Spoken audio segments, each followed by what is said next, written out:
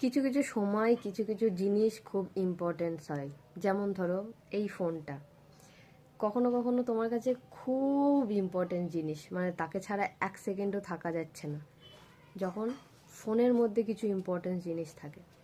আবার কিছু কিছু সময় মানে ফোনটা কোনো মূল্য নেই। যেমন এখন ফোনটা আমার কাছে মূল্যহীন লাগছে, কারণ দুদিন আগে হচ্ছে বাবু ফোন নিয়ে এত টানাটানি করছিল, মনে হচ্ছিল বাবু কখন মিশনে যাবে কখন মিশনে যাবে। আমার একটা গল্প বলছি। আমার ফোন মানে আমার ফোনটা এখন আমার কাছে একদম ইম্পর্টেন্ট লাগছে না, মানে ফোন দেখে দেখে আমি বিরক্ত হয়ে গেলাম। এখন কি করবো, কাজ করতে হয়, তো কাজ করতে ভাগ করে নিতে টাইম, যেমন এ হয়ে গেছে তোর সাথে সাথে কাজ তোকে বলছি এখন ব্রেক দিয়ে এগুলো গুছা আর এই করা ঠিক করছে।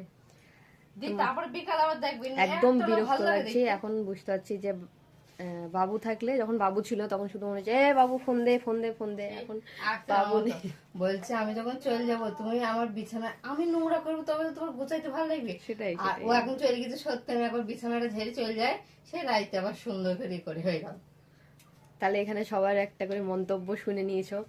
আমার মন্তব্য হলো যে ফোন যখন তুমি কম পাবে তখন তোমার কাছে অনেক দামি মনে হবে, আর যখন তোমার কাছে অনেক অ্যাভেলেবেল টাইমে ফোন পেয়ে যাচ্ছ, যখন ইচ্ছে তখন পাচ্ছ, তখন তোমার কাছে ফোনের কোনো ভ্যালু নেই।